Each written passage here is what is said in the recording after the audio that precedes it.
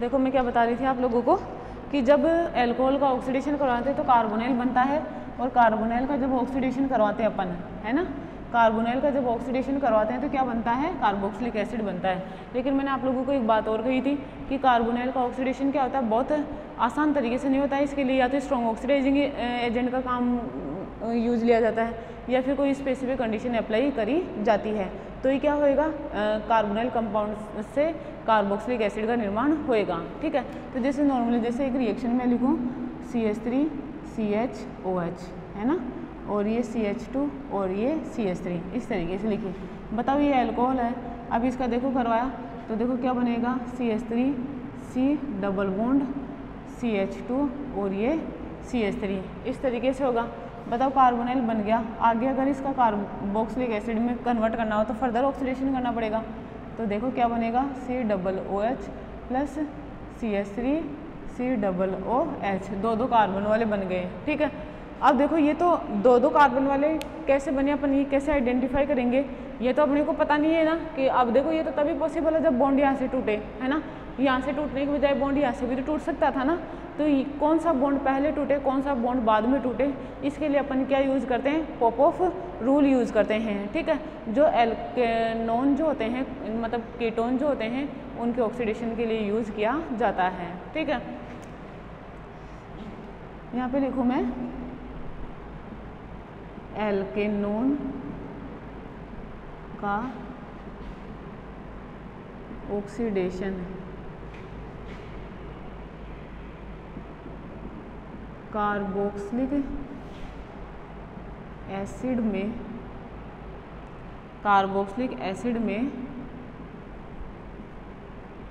Pop-of नियम के अनुसार होता है ना। कैसे होएगा, पॉप-ऑफ नियम के अनुसार होएगा। कार्बोक्सिलिक एसिड का जब अपन एल्केनोन का ऑक्सीडेशन जब कार्बोक्सिलिक एसिड में किया जाएगा तो इसके लिए अपन क्या करते हैं, इसके लिए अपन यूज़ करते हैं पॉप-ऑफ रूल। ठीक है, और देखो पॉप-ऑफ रूल में अपन क्या चेक करते हैं कि जैसे ये बॉन्ड है, मतलब कीटोनों से क्या बनना है, कार्बोक्सिलिक एसिड बनना है। ठीक है, तो वो बॉन्ड किस तरफ से टूटे, ये चीज़ अपने को ध्यान में रखनी है कि यहाँ से बॉन्ड टूटे और यहाँ से बॉन्ड टूटे, किस साइड से बॉन्ड टूटे। ठीक है, तो सबसे पहले तो देखो सबसे पहला पॉइंट जो इसका है, ठीक है, बताओ कार्बन के पास वाला कार्बन अल्फा कार्बन, और उस पर उपस्थित हाइड्रोजन क्या कहलाती है, अल्फा हाइड्रोजन कहलाती है। ठीक है, अब देखो नॉर्मली क्या होता है कि जैसे अपने कार्बोनिल कंपाउंड दे रखा है और वो एसिमेट्रिक है। देखो सिमेट्रिक है तो कोई उसका इशू ही नहीं है किसी चीज़ का, समझ रहे हो आप लोग मेरी बात है। ठीक है, तो वो चीज़ ध्यान में रखनी है।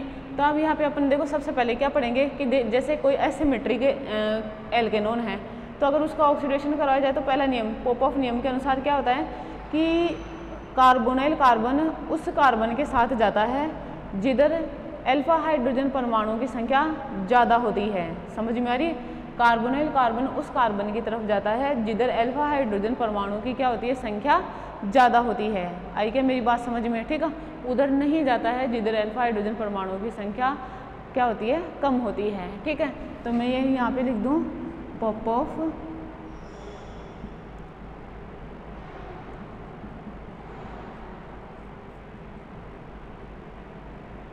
नियम के अनुसार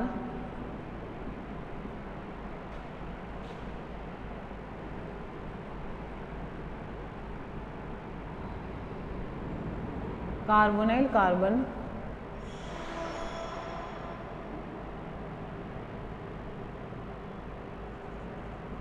उस कार्बन परमाणु के साथ जाता है जिस पर उपस्थित अल्फा हाइड्रोजन परमाणुओं की संख्या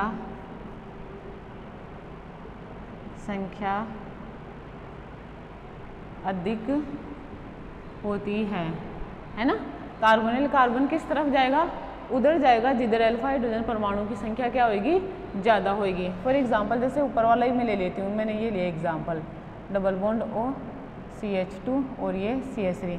मुझे एक बात बताओ, इधर 3 अल्फा हाइड्रोजन है ना, इधर 2 अल्फा हाइड्रोजन, 2 ही है ना, 2 अल्फा हाइड्रोजन। बात समझ में आई क्या?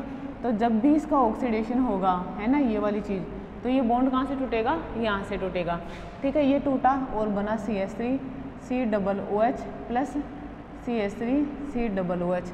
अरे इसका भी तो ऑक्सीडेशन होएगा ना, ये यहाँ से टूटेगा, तो ये 2 कार्बन वाला एसिटिक एसिड और ये भी 2 कार्बन वाला एसिटिक एसिड है। क्लियर ये बात? पहला पॉइंट क्या कहता है कि कार्बोनिल कार्बन उस कार्बन की तरफ जाएगा जिधर अल्फा हाइड्रोजन परमाणु क्या होंगे, संख्या अधिक होएगी। क्लियर ये चीज़? ठीक है, कंप्लीट। नेक्स्ट देखो, यदि अल्फा हाइड्रोजन परमाणु समान संख्या में हो, समझ रहे हो आप लोग मेरी बात? जब अल्फा हाइड्रोजन परमाणु समान संख्या में हो, ठीक है, तो कार्बोनिल कार्बन उस कार्बन की तरफ जाता है जिधर कार्बन परमाणु की संख्या कम होती है। समझ में आई क्या मेरी बात? देखो दूसरा पॉइंट, पोपोफ नियम के अनुसार यदि एल्केनोन में अल्फा हाइड्रोजन परमाणुओं की संख्या समान हो तो कार्बोनिल कार्बन या फंक्शनल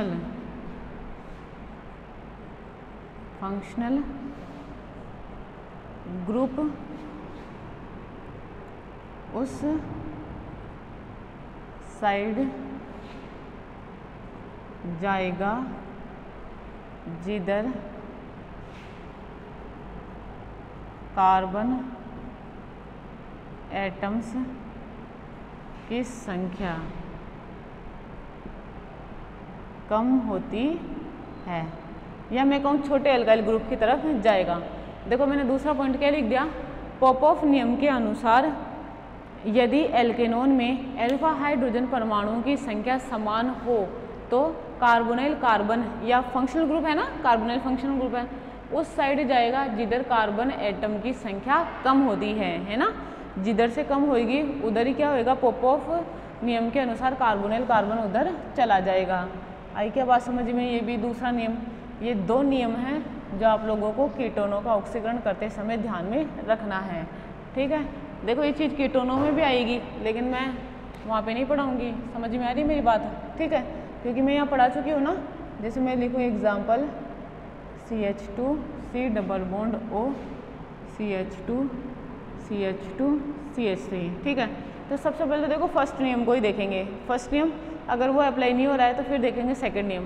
मुझे एक बात बताओ, यहाँ पे ये अल्फा कार्बन, ये भी अल्फा कार्बन, बताओ अल्फा कार्बन से जुड़ी हुई हाइड्रोजन अल्फा हाइड्रोजन, तो यहाँ पे कितनी अल्फा, 2 अल्फा, यहाँ पे भी कितनी अल्फा, 2 अल्फा, तो मैं लिखूँ 2 अल्फा हाइड्रोजन, यहाँ पे भी 2 अल्फा हाइड्रोजन। बताओ दोनों सेम हो गई तो फर्स्ट नियम अप्लाई नहीं होगा। ठीक है, दूसरा नियम देखते हैं अब। बताओ दूसरा नियम ये कहता है कि कार्बोनिल कार्बन फंक्शनल ग्रुप उस साइड जाएगा जिधर कार्बन परमाणुओं की संख्या कम होगी। समझ में है कि मेरी बात है? जिधर कार्बन परमाणुओं की संख्या कम हो, तो इधर कितने कार्बन, 3, और इधर कितने कार्बन, 2, तो बताओ यही बॉन्ड यहाँ से टूटेगा ना, न कि यहाँ से। समझ में आ रही है मेरी बात? तो यहाँ पे बताओ क्या बना, 3 कार्बन वाला carboxylic acid COOH CH3 CH2 COOH, ये इस तरीके से हैं। समझ में आया? इनको अपन इस तरीके से तोड़ते हैं। क्लियर ये वाली बात आप लोगों को ये ध्यान में रखना है। पोपोफ रूल ये कंप्लीट हो चुका है। ठीक है, अब देखो ऑक्सीडेशन ऑफ टर्जरी एल्कोहल है ना। देखो मैंने आप लोगों को कहा था ये वाली चीज़, या देखो सुनो क्या होता है कि जब 3 डिग्री अल्कोहल का ऑक्सीडेशन करवाया जाता है तो उनका ऑक्सीडेशन पहले तो बहुत मुश्किल होता है ना, ऑक्सीडेशन होता ही नहीं है।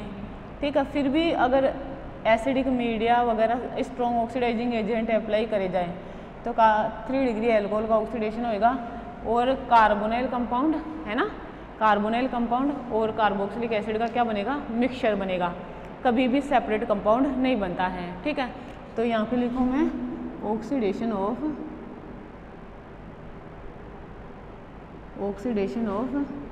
3 डिग्री एल्कोहल, है ना, ऑक्सीडेशन ऑफ 3 डिग्री एल्कोहल। ठीक है, देखो मैंने क्या कहा आप लोगों को, वैसे तो कार्बोनाइल कंपाउंड का क्या होता है 3 डिग्री अल्कोहल का क्या होता है, ऑक्सीडेशन बहुत कठिनाई से होता है, लेकिन फिर भी इनको अगर एसिडिक मतलब एसिडिक मीडियम में ऑक्सीडाइज करा जाए, न्यूट्रल और बेसिक मीडियम तो ये ऑक्सीडाइज होती ही नहीं है, समझ में आ रही है। अगर इनको एसिडिक मीडियम में इनका ऑक्सीडेशन करवाया जाए, है ना, तो वहाँ पे तो आसानी से हो जाता है। ठीक है, और आसानी से हो जाएगा, मतलब स्ट्रॉन्ग ऑक्सीडाइजिंग एजेंट लेंगे तो होएगा ही। ठीक है, तो क्या होता है, एल्केनोन और एल्केनोइक एसिड का क्या मिलता है, मिक्सचर मिलता है। ठीक है, लेकिन उसमें क्या होता है कि मीडिया कैसा लेना है अपने को, एसिडिक मीडिया लेना है। ठीक है, तो यहाँ पे लिखो 3 डिग्री एल्कोहल का ऑक्सीडेशन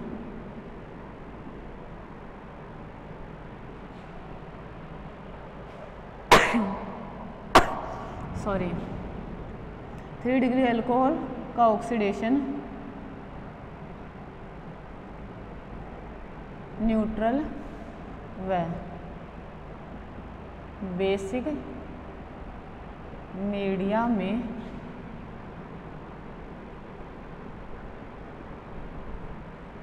आसानी से नहीं होता है, किंतु यदि मीडिया एसिडिक हो तो ये आसानी से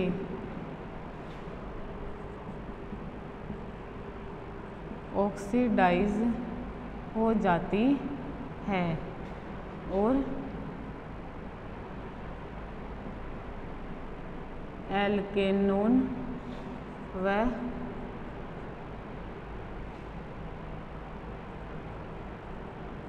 एल्केनोइक एसिड का मिक्सचर देती है। देखो मैंने क्या कहा, न्यूट्रल और बेसिक मीडिया में इनका ऑक्सीडेशन आसानी से नहीं होता है। ठीक है, लेकिन एसिडिक मीडिया में क्या होता है, इनका ऑक्सीडेशन आसानी से हो जाता है ना। एसिडिक मीडिया अगर लिया जाए तो इनका ऑक्सीडेशन आसानी से हो जाता है और क्या बनाता है, ये बनाएगा, समझ में आ रही है क्या, एल्केनोइक एसिड का मिक्सचर और एल्केनोन का मिक्सचर बनता है। ठीक है, फॉर एग्जांपल देखो, एग्जांपल इसका मैं यहाँ पे लिखूँ CH3 CH2 CH3 CH3 OH। बताओ 3 डिग्री अल्कोहल है ना, तो अगर इसका ऑक्सीडेशन एसिडिक मीडिया में करवाया जाए, है ना, ऑक्सीडेशन कौन सा मीडिया है, एसिडिक, तो क्या बनेगा, देखो CH3 COOH, यहाँ से टूटा तो ये बना, और CH3 C double bond O CH3। ठीक है, बताओ ऊपर वाला तो कार्बोक्सिलिक एसिड हो गया और नीचे वाला क्या हो गया, एसीटोन हो गया। तो बताओ एल्केनोन और एल्केनोइक एसिड का मिक्सचर बना क्या,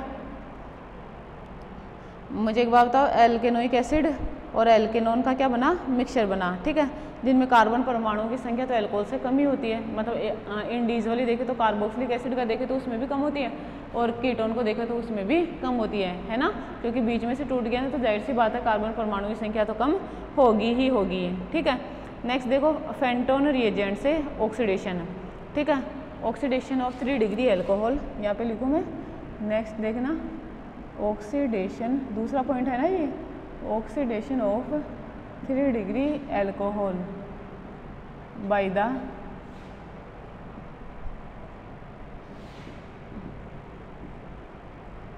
फेंटोन रिएजेंट, है ना। सबसे पहले तो देखो फेंटोन रिएजेंट होता क्या है,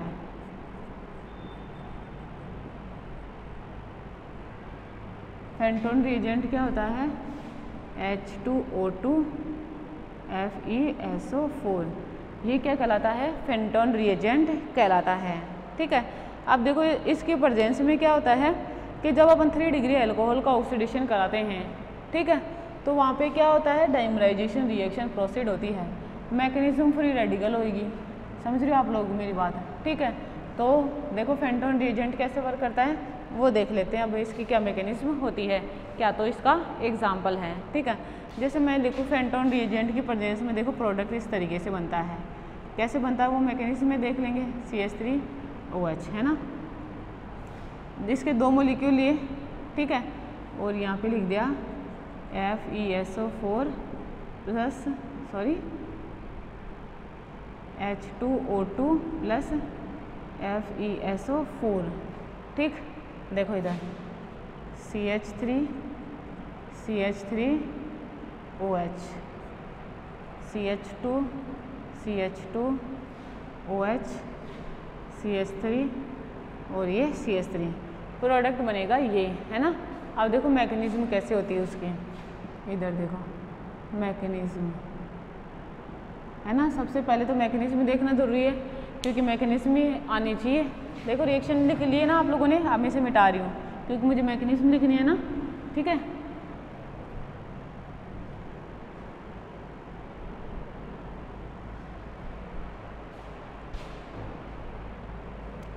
देखो इधर सबसे पहले तो देखो बताओ, परोक्सी जो बॉन्ड होता है वो वीक होता है और आसानी से टूट जाता है।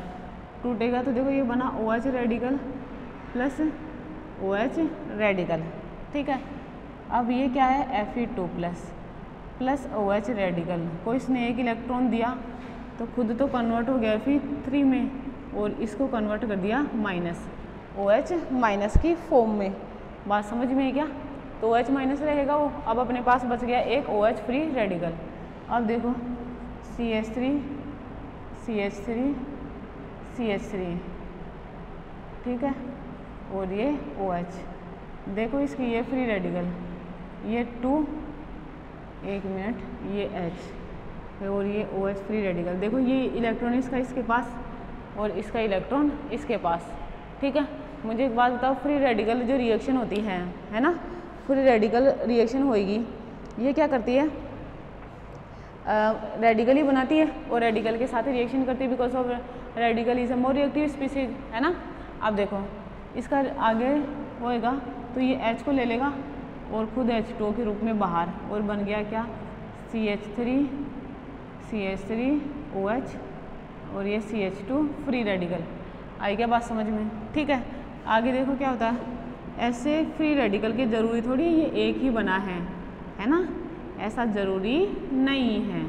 प्लस CH2 रेडिकल और भी तो बन सकते हैं, CH3OH। ठीक है, देखो ये आपस में जुड़े और जुड़कर बनाए ये, यहाँ पे लिख देती हूँ, देखो इधर ही लिख लो, इसका नाम भी तो लिखना है ना। देखो इधर क्या बनेगा? CH3OH, CH2 और ये OH। आई क्या बात समझ में? नाम देखो 1 2 3 4 5 और ये 6, इसको लिखूँ, नाम देखना है इसका 2,5-डाई मिथाइल हेक्सेन, है ना, हेक्सेन 2,5-डाई-ओल। आई क्या बात समझ में? ठीक है, या 2,5-हेक्सेनोल, डाई हेक्सेनोल, आप इस तरीके से भी इसका नाम लिख सकते हो। क्या नाम है इसका? 2,5-डाई मिथाइल, 2,5-डाई मिथाइल हेक्सेन 2,5-डाई-ओल। ये क्या हो जाएगा? इसका नाम हो जाएगा।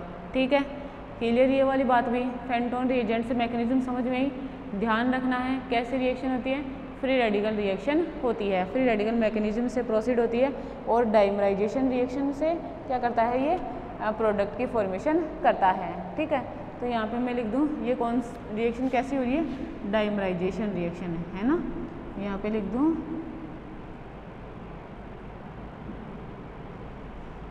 Dimerisation reaction. समझ में आप लोगों को बात? ठीक है, तो ये इस तरीके से करना था, समझे। नेक्स्ट देखो वी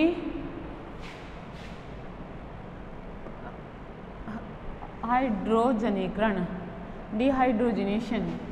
नेक्स्ट रिएक्शन क्या पढ़ेंगे, डिहाइड्रोजनेशन। डिहाइड्रोजनेशन का मतलब H2 अणु का निकलना, और वो भी निकला तो क्या हुआ, ऑक्सीडेशन ही तो हुआ।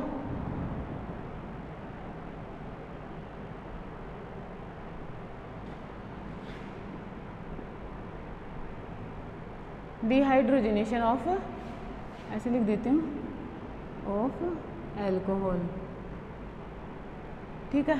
डिहाइड्रोजनेशन ऑफ एल्कोहल, एल्कोहल का डिहाइड्रोजनेशन कैसे होता है और उसमें क्या प्रोडक्ट बनता है वो सब यहाँ पे देखेंगे, ठीक है। देखो यहाँ पे क्या होता है, एल्कोहल, जो एल्कोहल होती है उनको लगभग 573 केल्विन टेम्परेचर पर जो कॉपर होता है, ठीक है, उस पर से क्या होता है, उसे प्रवाहित किया जाता है 1 डिग्री 2 डिग्री और 3 डिग्री को। तो इसमें 1 डिग्री अल्कोहल तो क्या करते हैं, एल्डिहाइड का निर्माण करते हैं, ठीक है। 2 डिग्री अल्कोहल कीटोन का निर्माण करते हैं और 3 डिग्री अल्कोहल एल्कीन का निर्माण करती है। अब देखो अगर 3 डिग्री अल्कोहल एल्कीन का निर्माण करेंगे तो उसका तो डिहाइड्रोजनेशन हुआ ही नहीं, उसका तो डिहाइड्रेशन हो गया। समझ में आ रही मेरी बात। तो ऐसे ही रिएक्शन यहाँ पे होती है। तो मैं यहाँ पे लिखूँ, जब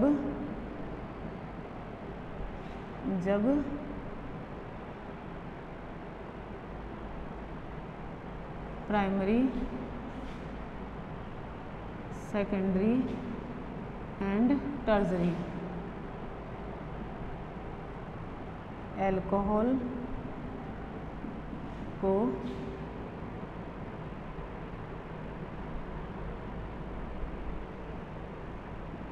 कॉपर की वाष्प पर से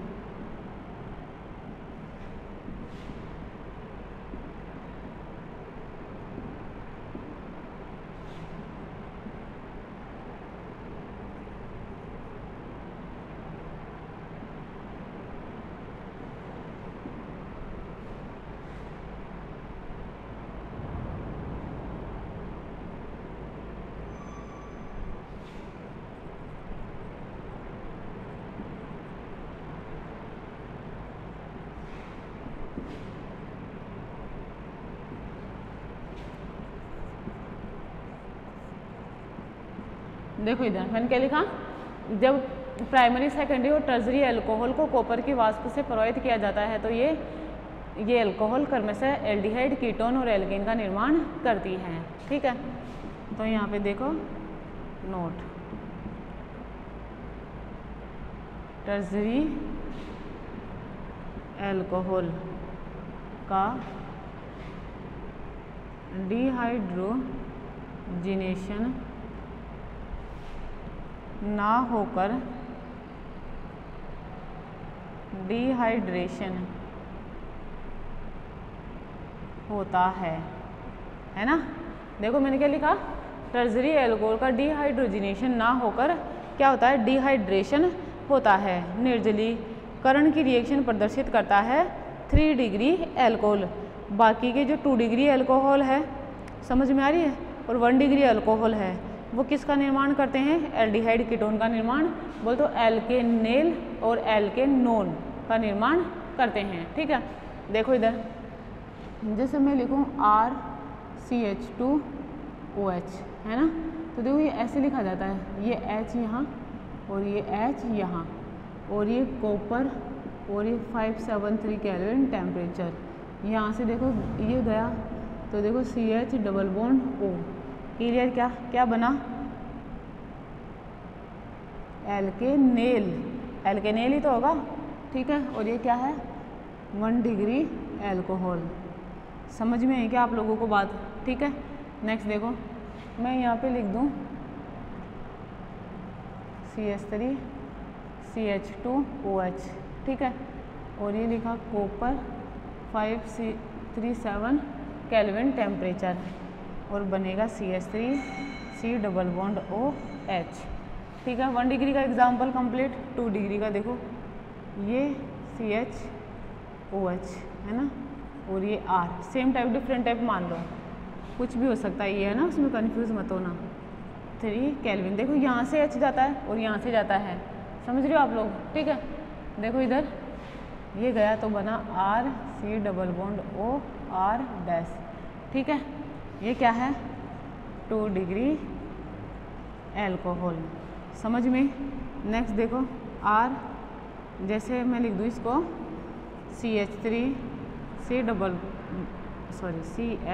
OH और ये CH3, देखो वही कॉपर 573 केल्विन टेम्परेचर, CH3 और ये CH3, ठीक है। अब देखो टर्सरी को देखते हैं।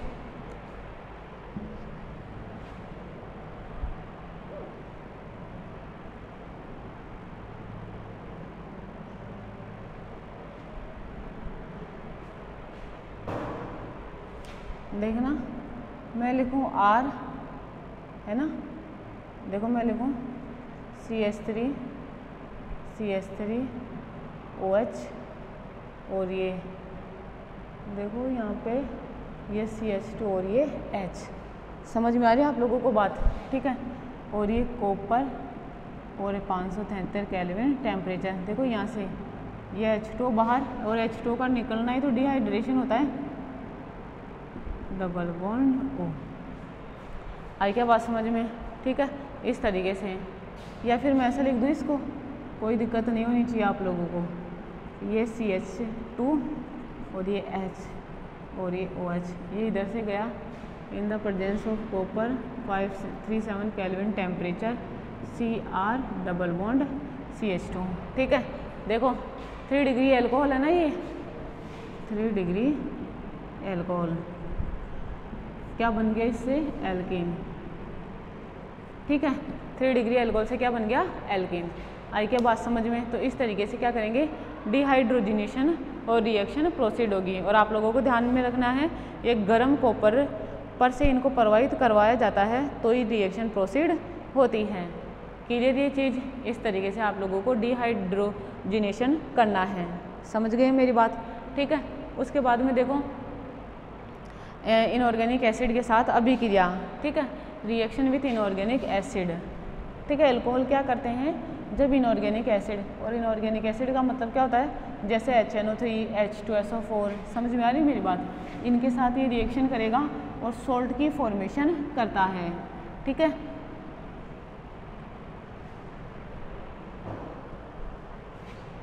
देखना मैं लिखूं रिएक्शन विथ इनऑर्गेनिक एसिड,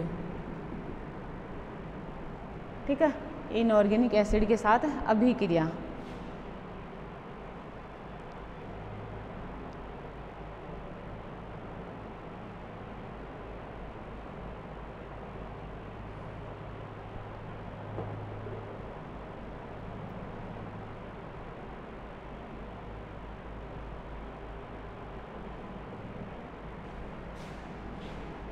यहाँ पे लिख दूँ एल्कोहल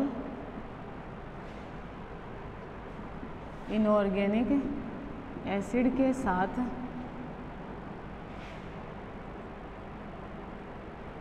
अभिक्रिया करके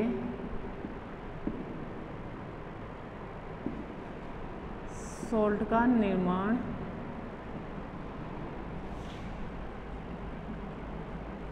करते हैं, ठीक है। कैसे, जैसे मैं लिख दूँ CH3 CH2 OH प्लस यहाँ पे लिख दूँ HNO3, तो H2O तो बाहर, और ये क्या बन गया CH3 CH2O NO2, है ना। ये क्या बन गया, एथिल नाइट्रेट, इथाइल नाइट्रेट। बात की लिए क्या, ऐसे में लिखूँ CH3 CH2 OH plus H2SO4, इसके साथ रिएक्शन होगी और क्या बनेगा CH3 CH2O SO3H, ठीक है। और इसका नाम क्या हो जाएगा, एथाइल हाइड्रोजन सल्फेट, है ना। क्या नाम हो जाएगा इसका, इथाइल हाइड्रोजन सल्फेट। आई क्या बात समझ में? ठीक है, ये क्या करते हैं, सॉल्ट है ये, है ना, सॉल्ट का निर्माण करता है जब इनकी रिएक्शन इनऑर्गेनिक एसिड के साथ करवाई जाती है। क्लियर ये चीज़? ठीक है क्या? ठीक, अब देखो नेक्स्ट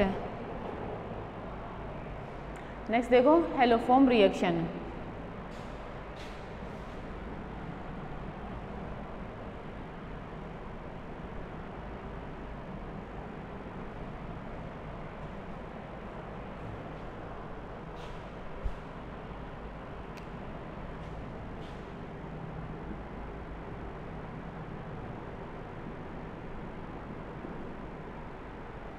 हेलोफॉर्म रिएक्शन, ठीक है। देखो हेलोफॉर्म रिएक्शन किसे कहते हैं?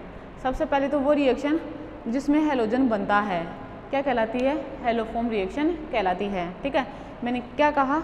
वह रिएक्शन जिसमें हेलोफॉर्म बनता है क्या कहलाती है? हेलोफॉर्म रिएक्शन कहलाती है। ठीक है,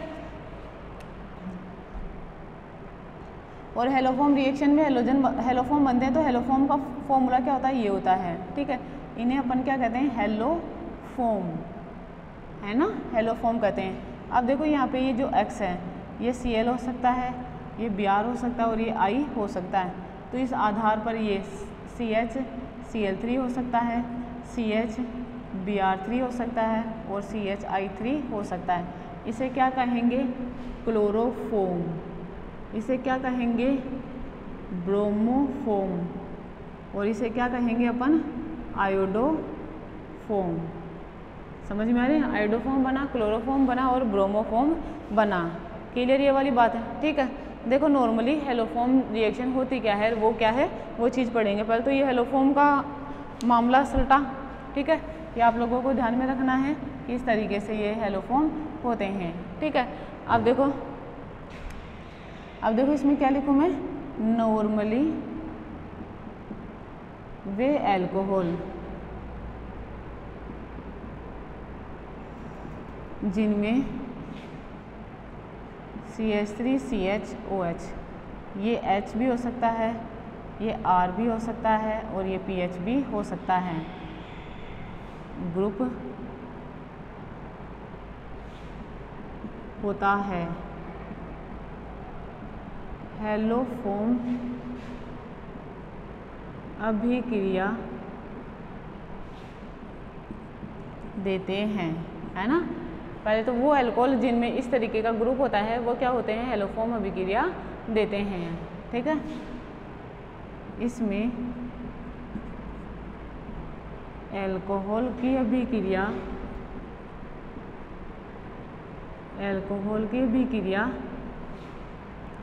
किससे करवाई जाती है? एल्कोहल की अभिक्रिया NaOH व X2 से करवाई जाती है। ठीक है, अगर मैं ले लूँ NaOH प्लस Cl2 तो बताओ इससे जो बनेगा क्या होगा? वो क्लोरोफॉर्म। क्या बनेगा? क्लोरोफॉर्म।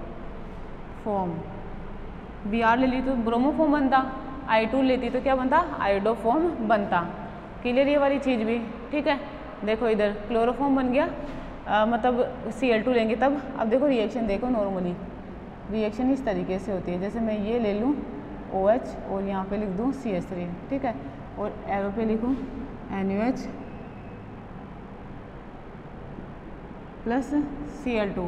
ठीक है, मैंने ये लिख दिया तो देखो जो प्रोडक्ट बनेगा वो बनेगा 3 प्लस CH3COO माइनस ये सोडियम एसीटेट। बोलते एक तो सॉल्ट मॉलिक्यूल बनता है ना, सॉल्ट बनता है एक तो, और एक क्या बनता है? क्लोरोफॉर्म बनता है। ठीक है, अब देखो मैकेनिज्म कैसे होती हैं।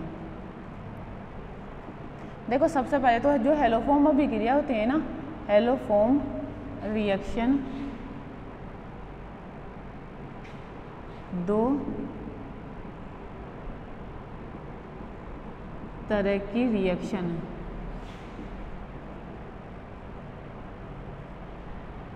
की रिएक्शन द्वारा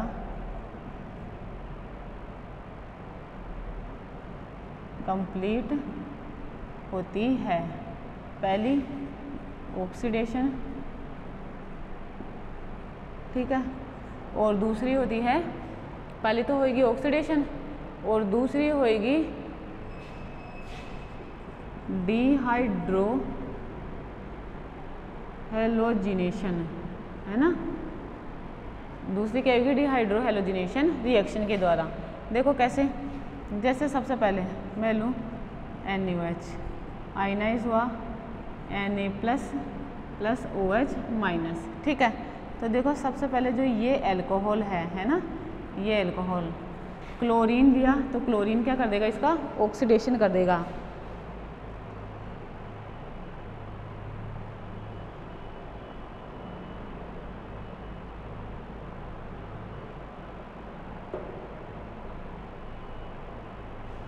देखो क्लोरीन ने इसका ऑक्सीडेशन करा और ये बना CH3 C double bond O CH3, ठीक है, ऑक्सीडेशन हो गया। अब ऑक्सीडेशन के बाद में देखो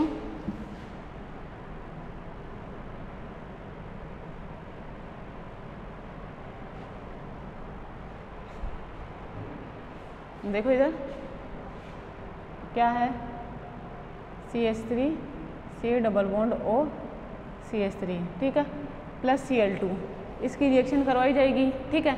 अब देखो रिएक्शन होगी तो एक Cl और एक H, इस किसी भी कार्बन से अपन मान सकते हैं, क्या जाएगा, बाहर जाएगा और बनेगा, देखो पहले एक गया बाहर तो एक HCl, फिर दूसरा आएगा, फिर 2 HCl, फिर तीसरा 3 HCl, एक साथ ही लिख दूँ मैं, और यहाँ पे 3Cl2 लिख दूँ तो देखो क्या बन जाएगा, CCl3 C double bond O और ये CH3। क्लियर क्या ये वाली बात। अब देखो मीडिया कैसा है, बेसिक मीडिया है ना, बेसिक मीडिया है ये OH माइनस, देखो ये इसका अटैक यहाँ पर और ये इधर, ऐसा हुआ तो देखो Cl3CO माइनस, ये OH और ये CH3। इतनी बात क्लियर क्या, ठीक। देखो नेक्स्ट ये इधर और ये बाहर, तो देखो बाहर क्या आया, Cl3 माइनस और अंदर क्या बच गया, CH3 C double bond OH। आई क्या बात समझ में। अब देखो मीडिया तो पूरा का पूरा कैसा है, बेसिक है, तो बेसिक मीडिया में एसिडिक हाइड्रोजन रह सकता है क्या, नहीं रह सकता। तो देखो आगे क्या होएगा, CHCl3 plus CH3 COO minus Na plus. समझ में है क्या, क्योंकि ये तो एसिटेटाइन बन गया और इससे आके क्या जुड़ जाएगा Na प्लस।